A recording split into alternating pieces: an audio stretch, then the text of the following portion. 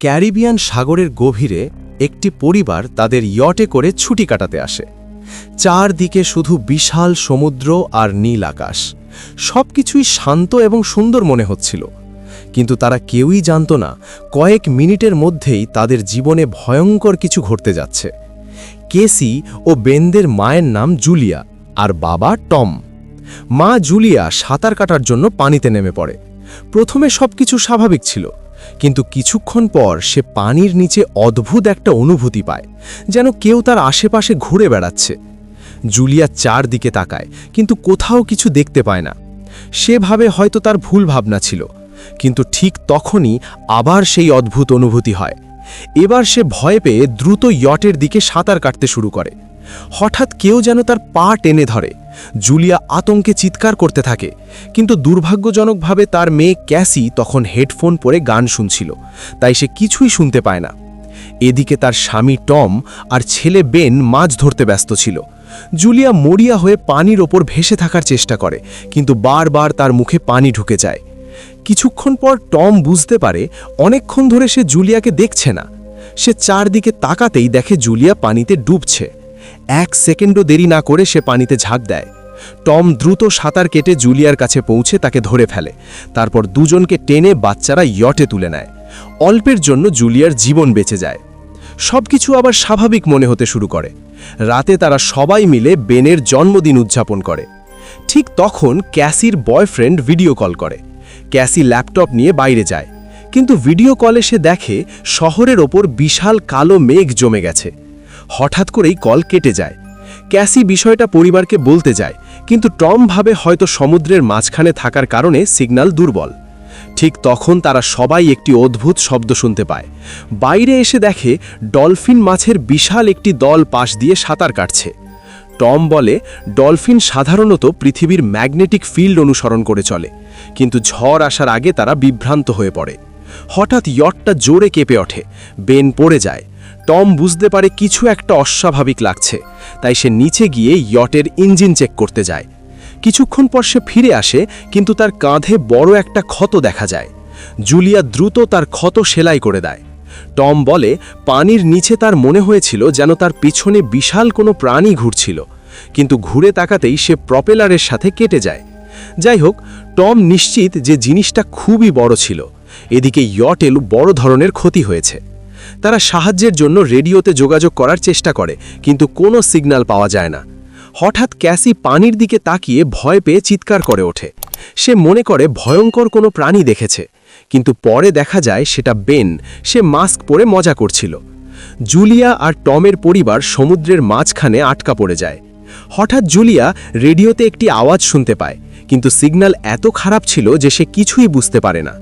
Tom সবাইকে বলে যে তাদের কাছে মাত্র 4 দিনের খাবার ও পানি বাকি আছে, তাই এখন তাদের কোনো মাছ ধরার নৌকার অপেক্ষা করতে হবে। হঠাৎ রাডারে কিছু ধরা পড়ে এবং তারা একটি অদ্ভুত শব্দ শুনতে পায়।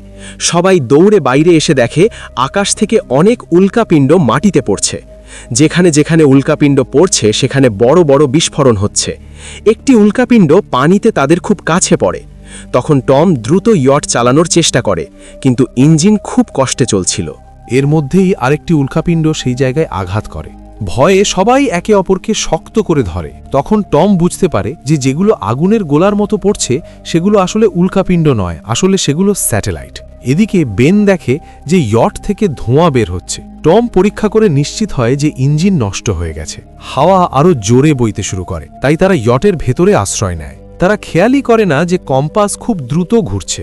ইয়ট প্রচণ্ডভাবে দুলতে থাকে। সমুদ্রের ঢেউ খুব জোরে ইয়টের সাথে আঘাত করছিল।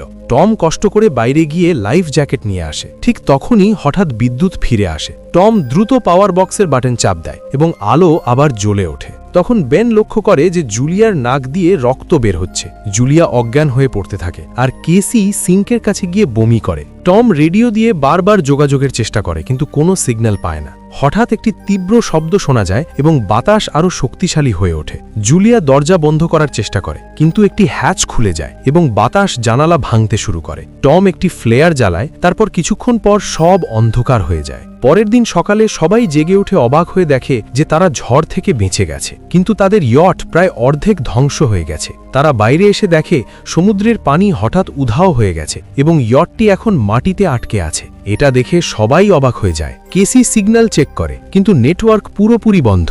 বেন দুটি মৃত কাঁকড়া নিয়ে খেলতে থাকে। টম কম্পাস দেখে বুঝতে পারে সেটি উল্টো হয়ে গেছে। সে বলে যে এমন ঘটনা শেষবার 7 লক্ষ বছর আগে হয়েছিল। কেসির মনে হয় তার বয়ফ্রেন্ড হয়তো মারা গেছে এবং সে ভেঙে পড়ে। জুলিয়া তাকে বোঝাতে এলে কেসি তাকে দূরে ঠেলে দেয়। জুলিয়া আর টম বেঁচে থাকা খাবার পরীক্ষা করে। বেন তার ভাঙা ব্লুজ একটি পাথর দিয়ে বেঁধে রাখে, যাতে হয়তো কোনো বেঁচে থাকা মানুষ তাদের দেখতে পায়। টম আবার রেডিওতে সিগন্যাল পাওয়ার চেষ্টা করে এবং এবার একজন মানুষের সাথে যোগাযোগ হয়। তার নাম নক্স এবং সে একটি সাবমেরিনের ক্যাপ্টেন। নক্স জানায় তার সাবমেরিনও এখন মাটিতে আটকে গেছে। সে নিশ্চিত করে যে পৃথিবীর ম্যাগনেটিক পোল উল্টে গেছে, তাই সমুদ্রের পানি সরে গেছে এবং অনেক জায়গা ডুবে গেছে। সে বলে এখনও সে কোনো বেঁচে থাকা মানুষ দেখেনি এবং সব যোগাযোগ ব্যবস্থা বন্ধ হয়ে গেছে। তবে কিছুদিন পরে পোল আবার স্বাভাবিক হবে এবং সম্ভবত 1 সপ্তাহের মধ্যে সমুদ্রের পানি ফিরে আসবে। সে তার পরিবারকে সতর্ক করে বলে যত তাড়াতাড়ি সম্ভব উঁচু জায়গায় উঠে যেতে, কারণ যখন পানি ফিরে আসবে তখন তা খুবই ভয়ঙ্কর হবে। নক্স জানায় তার সঙ্গী মারা গেছে এবং তার সাবমেরিনে মাত্র 3 জনের জায়গা আছে। তখন জুলিয়া ও টম তাকে অনুরোধ করে তাদের বাচ্চাদের বাঁচাতে। নক্স তাদের সাবমেরিনের অবস্থান কোঅর্ডিনেট দিয়ে দেয়। টম হিসেব করে দেখে সেখানে পৌঁছাতে 2 থেকে 3 দিন লাগবে। সে বলে আজ রাতে ভালো করে বিশ্রাম নিতে, কারণ আগামীকাল সকালে তারা রওনা হবে। পরের সকালে তারা জিনিসপত্র গোছাচ্ছিল। তখন টম তার কাছে কিছু নড়াচড়া দেখতে পায়। সে দেখে একজন খোড়া মানুষ যার হাতে একটি হারপুন ছিল আর তার সাথে একটি কুকুর ছিল যা ক্রমাগত ঘেউ ঘেউ করছিল। টম তার কাছে এগিয়ে যায় এবং তাকে পানি দেয়।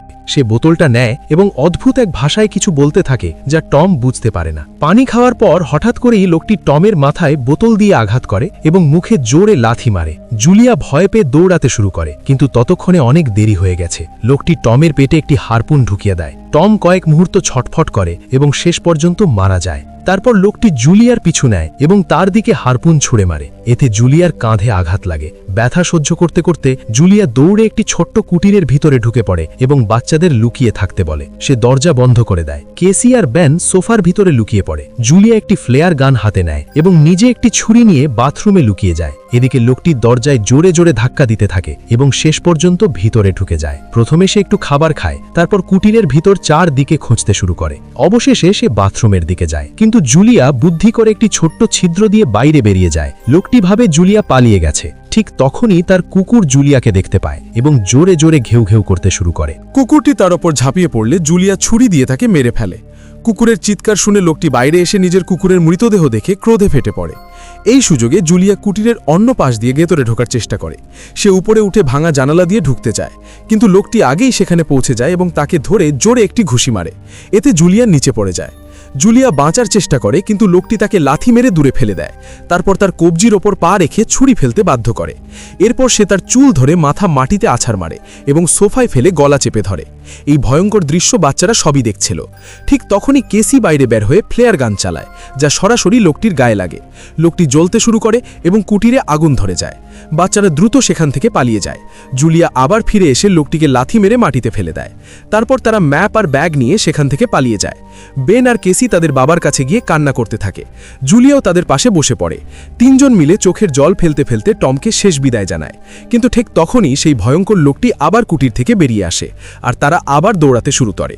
কিছুক্ষণ পর কুটিরটি একটি বড় বিস্ফোরণের সঙ্গে উড়ে যায় আর একটু দূরে গিয়ে তারা একটি ছোট্ট ঝর্ণার পাশে থামে, যেন একটু বিশ্রাম নিতে পারে। কেসি ভাবতে থাকে হয়তো সেই পাগল মানুষটা তাদের হাতে গ্লাভস দেখে এখানে এসে পড়েছে। এই কথা শুনে বেন নিজেকেই দোষী মনে করতে শুরু করে। জুলিয়া সবাইকে বোঝায় যে এতে তার কোনো ভুল ছিল না। সে সবাইকে দ্রুত এগিয়ে যেতে বলে, কারণ সেই লোকটি এখনও তাদের পিছু নিচ্ছে। পথে যেতে যেতে তারা একটি ছোট্ট পুকুরের কাছে পৌঁছায়। সেখানে তারা একটি মরা হ্যামারহেড হাঙর দেখে অবাক হয়ে যায়। ঠিক তখনই জুলিয়া লক্ষ্য করে সেই ভয়ঙ্কর লোকটি আবার তাদের কাছে চলে আসছে। সবাই ভয়ে দৌড়ে পালাতে শুরু করে। দৌড়াতে দৌড়াতে তারা বালুর একটি ঢিবি থেকে নিচে পড়ে যায়। সেখানে তারা দেখতে পায় 4 দিকে বিষাক্ত আবর্জনা ছড়িয়ে আছে। পরিবারটি সাবধানে সেগুলো পার হয়ে যায় এবং ভাবে যে অবশেষে তারা সেই লোকটির হাত থেকে বাঁচতে পেরেছে। কিছু দূর যাওয়ার পর তারা দেখতে পায় অনেক বড় বড় মৃত সামুদ্রিক প্রাণী এবং সমুদ্রের নিচে জমে থাকা অজস্র প্লাস্টিকের স্তূপ। বেন ধীরে ধীরে হাঁটতে থাকে, আর তখনই জুলিয়া বুঝতে পারে তারা একটি ডিহাইড্রেশন জোনের কাছে এসে পড়েছে। সে সবাইকে থামতে বলে। তখন সে বোতলের পানিটা তুলে দেখে বোতলের প্রায় সব পানি শেষ। কেসি বুঝতে পারে হয়তো সে বোতলটা ঠিকভাবে বন্ধ করেনি। এতে জুলিয়া রেগে গিয়ে চিৎকার করে বলে তার অসাবধানতার জন্যই এখন তাদের পানির অভাব হয়েছে। তখন কেসি বলে, এতে আর কি আসে যায়, আমরা তো বাঁচবই না। এই কথা নিয়ে দুজনের মধ্যে তর্ক শুরু হয়। তারা যখন সেই পথে হাঁটছিল তখন দেয়ালগুলো নড়তে শুরু করে। এর আগে তারা একটি ভেঙে পড়া বিমানও খুঁজে পেয়েছিল। ভেতরে কিছু নড়াচড়া দেখে সবাই ভয় পেয়ে যায়, কিন্তু পরে দেখা যায় সেগুলো শুধু কিছু পাখি ছিল। তাই তারা ঠিক করে রাতটা ওই প্লেনের ভেতরেই কাটাবে। তারা অল্প কিছু খাবার ভাগাভাগি করে খায়। তখন জুলিয়া টমের জ্যাকেটের ভেতর একটি ফ্যামিলি ছবি খুঁজে পায়, যা দেখে তার মন ভেঙে যায়। ক্যাসি তখন জিজ্ঞেস করে, মা, তোমার আর ড্যাডের প্রেমের গল্পটা কি ছিল? জুলিয়া হাসতে হাসতে বলে, টম একসময় হাসপাতালে তার রোগী ছিল। একদিন সে ফুল আর একটি সুন্দর কবিতা দিয়ে নিজের ভালোবাসা প্রকাশ করেছিল। রাতের মাঝখানে ক্যাসি প্লেন থেকে বাইরে বের হয়। তখন একটি ভয়ঙ্কর লোক তাকে পিছন থেকে ধরতে চেষ্টা করে, কিন্তু জুলিয়া হঠাৎ পিছন থেকে এসে ছুরি দিয়ে বারবার আঘাত করে তাকে মেরে ফেলে। ক্যাসি মাকে জড়িয়ে ধরে শান্ত হয়। পরদিন সকালে দেখা যায় সেই লোকটির মৃতদেহে পোকামাকড় ভরে গেছে। ক্যাসি লক্ষ্য করে তার শরীরে অনেক কামড়ের দাগ রয়েছে, মানে এই এলাকায় কোনো ভয়ঙ্কর প্রাণী লুকিয়ে আছে। কিছুক্ষণ পরে জুলিয়া ও ক্যাসি ম্যাপ দেখছিল, কিন্তু বেন ধীরে ধীরে সামনে এগিয়ে যায়। জুলিয়া চিৎকার করে বলে, ওখানে যেও না, কিন্তু বেন একটি পুকুরে ঝুঁকে পানি খেতে শুরু করে। তখন জুলিয়া দৌড়ে গিয়ে তাকে টেনে বাইরে বের করে আনে, কারণ সে বুঝতে পারে অজানা পানি তাকে অসুস্থ করে দিতে পারে। সূর্য খুব তীব্র হয়ে উঠলে আর ওরা তাদের মাথা কাপড় দিয়ে ঢেকে নেয়। তারা কিছু পুরনো চেয়ার খুঁজে পায় এবং জুলিয়া সেগুলো দিয়ে একটা অস্থায়ী আশ্রয় বানিয়ে ফেলে এবং ঠিক করে যে তারা রাতটা এখানেই কাটাবে। সকালে জুলিয়া একটি অদ্ভুত শব্দ শুনে ঘুম থেকে উঠে যায়। বাইরে গিয়ে দেখে বিশাল এক ঝাঁক কাঁকড়া তাদের দিকে এগিয়ে আসছে। সে দ্রুত বাচ্চাদের জাগিয়ে তোলে এবং তিনজন দৌড়াতে শুরু করে। দৌড়াতে দৌড়াতে তারা একটি বড় কার্গো শিপ দেখতে পায়। সেখানে 3 জন ক্রু মেম্বার জীবিত ছিল। তাদের মধ্যে একজন মহিলা সাহায্য করতে চাইছিল, কিন্তু বাকি 2 জন লোক না করে দেয়। তারা ফ্যামিলিটাকে বাইরে রেখে কন্টেইনারের দরজা বন্ধ করে দেয়। এর মধ্যেই কাঁকড়াগুলো কাছে চলে আসে। জুলিয়া বাচ্চাদের কন্টেইনারের ওপর উঠিয়ে দেয়, কিন্তু যখন সে নিজে উঠতে যায় তখন কাঁকড়াগুলো তার পায়ে জোরে কামড় বসায়। বাচ্চারা তাকে টেনে ওপরে তোলে, না হলে সে নিচে পড়ে যেত। কন্টেইনারের এক ছোট ছিদ্র দিয়ে অর্ধেক কাঁকড়া ভেতরে ঢুকে পড়ে। ক্রু মেম্বাররা গুলি চালাতে শুরু করে, কিন্তু কাঁকড়াগুলো তাদের উপর ঝাঁপিয়ে পড়ে এবং 2 জনকে মেরে ফেলে। শেষ লোকটা ছাদের হ্যাচ পর্যন্ত পৌঁছাতে পারে, কিন্তু কাঁকড়াগুলো তাকেও নিচে টেনে নেয় এবং সেও মারা যায়। জুলিয়া নিজের ক্ষতে ব্যান্ডেজ বাঁধে, কিন্তু কিছুক্ষণের মধ্যে সে অজ্ঞান হয়ে যায়। কিছু সময় পরে জ্ঞান ফিরে পেলে সে নিজেকে মরুভূমির বালুঝড়ের মধ্যে একা খুঁজে পায়। সে আতঙ্কিত হয়ে বাচ্চাদের খুঁজতে শুরু করে। তখন একটি মৃত মহিলার বন্দুক তুলে নিয়ে জোরে জোরে চিৎকার করতে থাকে। কেসি তার আওয়াজ শুনে ফিরে আসে এবং জানায় যে সে আর বেন সাহায্য খুঁজতে গিয়েছিল, কিন্তু কাউকে পায়নি। তারপর তারা একটি খোলা কন্টেইনার খুঁজে পায়, যেখানে তারা ঝড় থামার পর্যন্ত থাকতে পারে। জুলিয়া টমের লাইটার বের করে নিজের ক্ষত আগুন দিয়ে সিল করে দেয়, যা খুবই যন্ত্রণাদায়ক ছিল। ঝড় থামার পর তারা আরেকটি কন্টেইনার পায়, যেখানে অনেক পানির বোতল ছিল। জিনিসপত্র খুঁজতে গিয়ে তারা একটি রেডিও এবং একটি বন্দুকও পায়। জুলিয়া রেডিও দিয়ে জাহাজের সাথে যোগাযোগ করে এবং জানতে পারে তাদের ম্যাপ হারিয়ে গেছে। তখন নাস জানায় যে তাদের ওপর আর্থ্রোপডদের আক্রমণ হয়েছিল। এই প্রাণীগুলো অক্সিজেনের কারণে পাগলের মতো হয়ে গেছে। জাহাজ থেকে তাদের দ্রুত তীরে পৌঁছাতে বলা হয়, কারণ যন্ত্রপাতি হিসাব করে দেখেছে যে সমুদ্রে খুব শীঘ্রই পানি ফিরে আসবে এবং তাদের হাতে মাত্র কয়েক ঘন্টা সময় আছে। তারা একটি ফ্লেয়ার ছোড়ে এবং সেই দিকেই হাঁটতে শুরু করে। অনেকক্ষণ হাঁটার পর তারা একটি ভাঙা টয়লেট খুঁজে পায়, যেখানে বেন প্রস্রাব করে। অবশেষে তারা কাছেই একটি সাবমারিন দেখতে পায়, কিন্তু সেখানে পৌঁছাতে হলে তাদের একটি বড় গর্তের মতো রাস্তা পার হতে হবে। তারা যখন সেই পথে হাঁটছিল, হঠাৎ পাথর পড়তে শুরু করে এবং খুব ভয়ঙ্কর একটি রক স্লাইড তৈরি হয়। জুলিয়া দ্রুত তার বাচ্চাদের পাশে ঠেলে দেয় এবং নিজেও পিছিয়ে যায়, যাতে পাথরের নিচে চাপা না পড়ে। এরপর তাদের মাঝখানে একটি বড় পাথরের দেয়াল তৈরি হয়ে যায়। জুলিয়া বাচ্চাদের বলে তার কথা না ভেবে সামনে এগিয়ে যেতে, কিন্তু কেসি রাজি হয় না এবং বলে যে তার মাকে উঠতে সাহায্য করতে হবে। অনেক তর্কবিতর্ক ও চিৎকারের পর জুলিয়া প্রতিশ্রুতি দেয় যে পরে সে তার বাচ্চাদের খুঁজে নেবে। বাধ্য হয়ে কেসি তার ভাইকে টেনে সামনে নিয়ে যায়। বাচ্চারা পাথুরে পথ বেয়ে সাবমেরিনের দিকে দৌড়ে যায়, কিন্তু সেখানে গিয়ে দেখে নক্স রক্তাক্ত অবস্থায় পড়ে আছে। তখন তারা বুঝতে পারে যে তার জন্য আর কিছু করার নেই, আর এখন তারা সাবমেরিনে উঠতে পারবে। কেসি ভাবে সেখানে হয়তো একটা অতিরিক্ত জায়গা আছে। কেসি আবার তার মাকে খুঁজতে ফিরে যায়। ঠিক তখনই জুলিয়া কাঁকড়াগুলোকে আসতে দেখে এবং সঙ্গে সঙ্গে গুলি চালানো শুরু করে। সে কয়েকটা কাকড়াকে মেরে ফেলতে পারে, কিন্তু তাদের দলটা খুব বড় হওয়ায় সবার সঙ্গে লড়া কঠিন হয়ে যায়। ঠিক সেই সময় কেসি দেয়ালের ওপরে দেখা দেয় এবং হাত বাড়িয়ে দেয়। তখন জুলিয়া তার আহত পা নিয়েও দ্রুত দেয়ালে উঠতে শুরু করে। কেসির সাহায্যে সে অন্য পাশে পৌঁছে যায় এবং দুজনেই একসাথে সাবমেরিনের দিকে দৌড়ে যায়। বেন ইতিমধ্যেই ওপরে দাঁড়িয়ে থাকে এবং গুলি চালিয়ে কাকড়াগুলোকে দূরে রাখার চেষ্টা করে, যাতে সবাই সাবমেরিনে উঠতে পারে। কিন্তু কাকড়াগুলো বাইরে পড়ে থাকা নক্সের শরীরে পৌঁছানোর সাথে সাথেই তাকে খেতে শুরু করে। জুলিয়া বন্দুক তুলে গুলি চালাতে থাকে যতক্ষণ না বাচ্চারা ভেতরে ঢুকে যায়।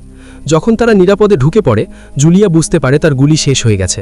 তখন সে বন্দুকটা কাকড়াদের দিকে ছুঁড়ে ফেলে এবং বাচ্চাদের সাথে ভেতরে চলে যায়। তারপর সে সাবমেরিনের হ্যাচ ভালোভাবে লক করে এবং জানালা দিয়ে দেখে কাকড়াগুলো চারদিকে ঘিরে আছে। ঠিক তখনই সমুদ্রের পানি আবার ফিরে আসে। তারা তিনজনেই দ্রুত নিজেদের সিটে বসে বেল্ট বেঁধে নেয় এবং একে অপরের হাত ধরে। তীব্র ঢেউ সাবমেরিনটাকে জোরে জোরে এদিক ওদিক ছুঁড়ে ফেলতে থাকে। এতে জুলিয়ার চোখের সামনে পুরো যাত্রার দৃশ্য ভেসে উঠতে থাকে এবং কেসি বমি করে ফেলে। কিছুক্ষণ পর আবার সেই তীক্ষ্ণ শব্দ শোনা যায় এবং পুরো পরিবার অজ্ঞান হয়ে যায়। কিছু সময় পরে জুলিয়া আর বাচ্চারা জ্ঞান ফিরে পায় এবং নিজেদের জীবিত দেখে খুব খুশি হয়। তারা হ্যাচ খুলে বাইরে বেরিয়ে দেখে যে ঢেউ সাবমেরিনটাকে একটি ধ্বংসপ্রাপ্ত শহরের মধ্যে ফেলে দিয়েছে। মানে এখন তাদের বেঁচে থাকার এবং নতুন জীবন শুরু করার একটা আশা ফিরে পেয়েছে। আর গল্পটি এখানেই শেষ হয়। এই রকম ইন্টারেস্টিং গল্প পেতে চ্যানেলটি সাবস্ক্রাইব করে বেল আইকন অন করে রাখুন। ধন্যবাদ।